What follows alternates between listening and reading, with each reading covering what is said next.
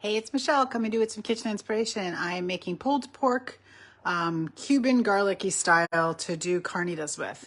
And I'm doing it in my multi-cooker. So I have the multi-cooker pot right here, which is 6 quarts, so it's nice and big. And we're gonna use the electric pressure cooker function. All right, so I gotta add a bunch of ingredients to this to make it be what I want it to be. All right, so first I'm going to put in some orange juice. You can use orange or grapefruit. I happen to have orange. Now when you use the electric pressure cooker function, you always have to use at least a cup of liquid, okay? So I'm using a cup of orange juice. Oops, sorry, I'm making crazy noises.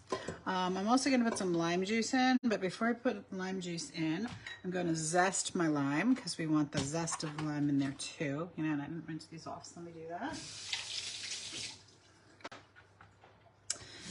When you zest lemon, lime, or orange, only zest to the point where you start to see the white part underneath the colored skin is called the pith, P-I-T-H, and it is bitter. So you don't want to get that in your food, okay? So you want to just take off, like in this point, the green parts. So you don't want to like go crazy zesting, just do it gently. Zest is a huge flavor boost in any recipe. So if you've never used zest, let me tell you, if you really want to kick those recipes up a notch and they have any kind of citrus elements to them, use the zest of whatever fruit you're doing. It makes a huge difference in the flavor. Now see, 1 lime or lemon will give you about a teaspoon of zest, just so you have an idea there. So we're going to do 2 here. The recipe actually called for grapefruit juice, but there wasn't any grapefruits in my store. And I feel like going to a second store. I'm sure you guys can relate to that. So we're just using orange juice and some extra lime to make sure we've got that sour taste, you know. So that's my idea of how to change it if you don't have grapefruit. Use more lime and use orange. Okay. So once we get this zested and put into there, we're going to also add the juice of these limes. Let's see, this is the microplane fine grater. This is the old one, but of course we have a newer version that works even better than this. But this one works fine, so it's still in my kitchen. I always go to the bottom of the zester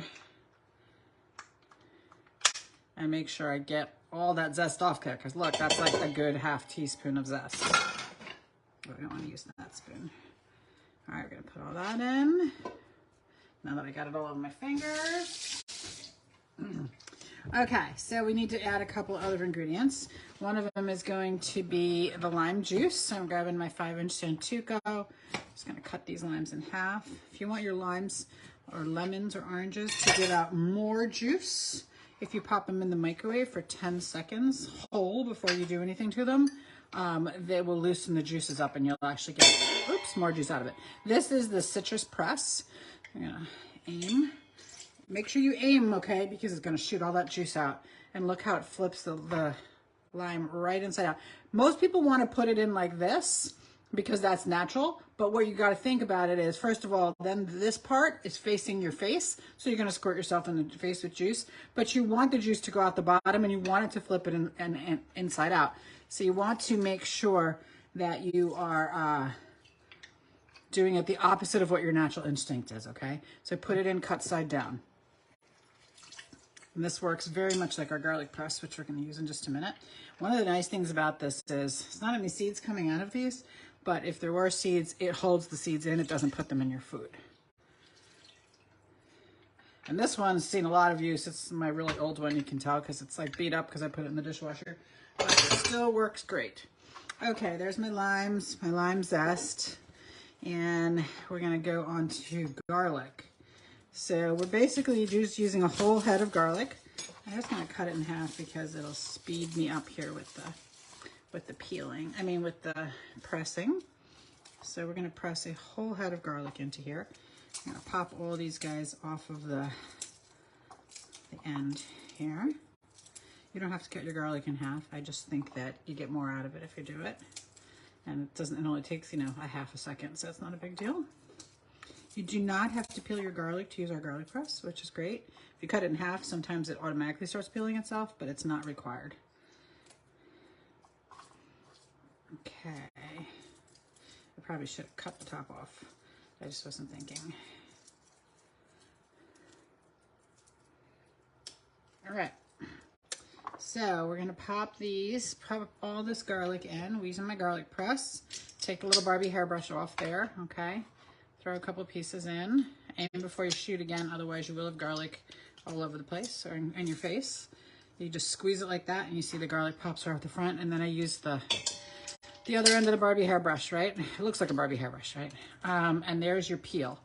So just gonna drop the peel in the paper towel there and throw a couple more in.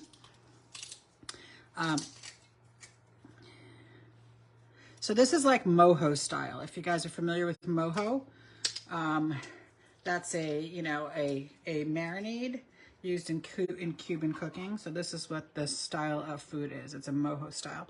And I like it for making carnitas. It's a really nice flavor. Not Mexican, of course. Cuban, which is different, but it's got a nice flavor. And it's very similar to a carnitas type flavor. So carnitas basically just means pork, shredded. Okay. Now the goal with this is to get a lot of garlic in there. Okay, that's why we're doing a whole head, which is about 8 cloves, because we want it to be garlicky. We want it to have that really good garlic flavor. Fresh garlic is the king too, because if you do fresh garlic, it fights heart disease and cancer. So it just makes your food taste fabulous. It's so much better than any kind of pre-processed or powdered garlic. All right, we're almost done here. So a little bit more in. And then we're gonna add 1 bay leaf, a little bit of olive oil, a couple tablespoons of olive oil, and a couple tablespoons of brown sugar. So 2 tablespoons of brown sugar and 3 of olive oil.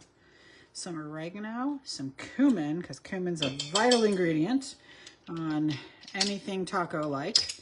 It really makes a difference. Cumin is one of the main ingredients in chili powder. If you didn't know that, that's what gives chili powder that really good flavor. So you always eat cumin, you just don't realize it. Let me just rinse my fingers off because I got garlic stuck all over them. All right. Let's put our brown sugar in next. And then I'm going to show you how we're going to prep our, now this said 2 tablespoons. I'll show you how we're going to prep our pork to get it in here. 1 bay leaf. Some olive oil.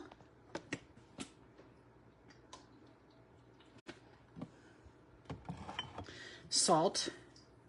You want a pretty good amount of salt in when you're cooking pork. A couple tablespoons you actually want. Okay. Some cumin. Here we're going to do 2 teaspoons of cumin. And some oregano. 1.5 teaspoons. Not exact measurements. It doesn't matter. You could be exact if you need to, but it's not that important for this. This is our silicone sauce whisk, silicone coated wire, so you don't scratch up your cookware. You don't have to worry about this in here because it's stainless, but it makes a lot of noise when you use regular whisk in it, so I prefer to use this kind of whisk. I'm just whisking this up because I want the brown sugar mixed in with the juice real good, so I don't have hunks of brown sugar, because we're not supposed to have all that sweet flavor. Okay, so that's our juice that the pork is going to cook in. Let's get everything out of the way here. We're going to get our pork out, and we're going to prep that next. I forgot to take it out, so we're running over here to grab it. So I bought a boneless pork loin from Aldi. They're inexpensive. Pork always has a lot of fat, so you got to think about that. So there's quite a bit of fat on it. So we're going to cut all that fat off. You can leave the fat on if you want. I like to cut it off. So I'm just going to drain this over my sink because I don't want it all over the counter. I know when my mother-in-law makes pork, she leaves the fat on, but when you're pressure cooking, you don't need all that fat. So this is a personal preference. What I like to do is I get a really sharp knife. So this is a boning knife from one of my old Pampered Chef ones. So get yourself a really sharp meat knife and just cut off all this extra fat, okay? And you can see it's not hard to do at all. You just kind of you grab the edge and you cut along.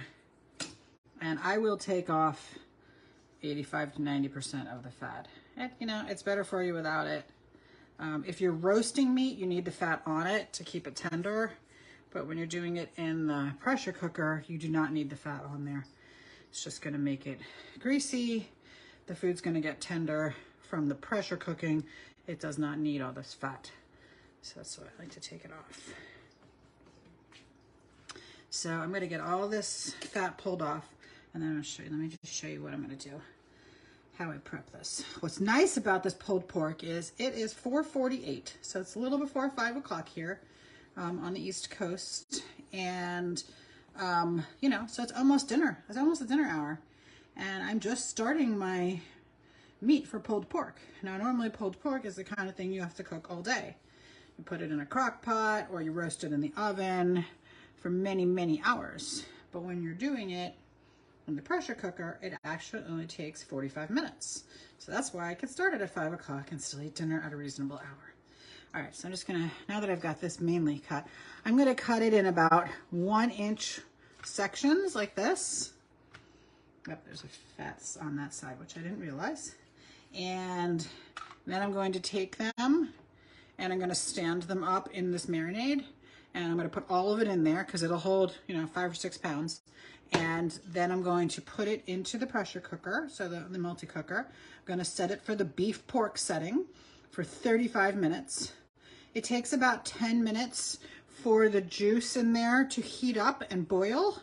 And once it boils, since it's an enclosed system,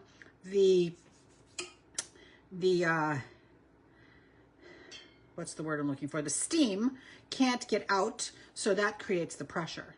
So it's gonna take about 10 minutes to come up to pressure, and then it'll cook for 35, and then I'm going to open it and pull it out, and honestly, it is so easy to pull the pork when you do it in the pressure cooker. I can do it with my tongs. I don't even need forks or anything.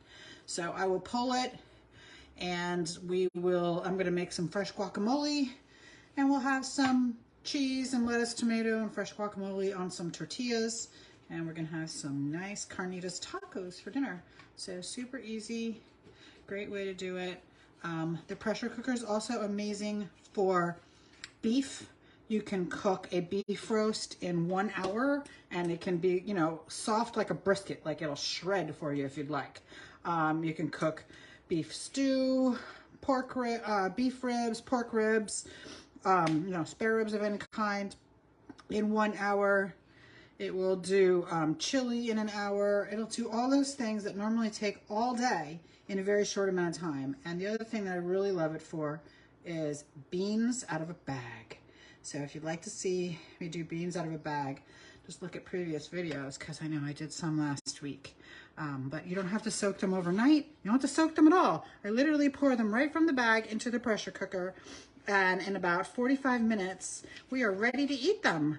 So recently I made black bean soup, then I made split pea soup, I made some pasta fazool, which is white beans. Make any kind of beans in there, dry right out of the bag. So thanks for joining me. Hope you have a great evening.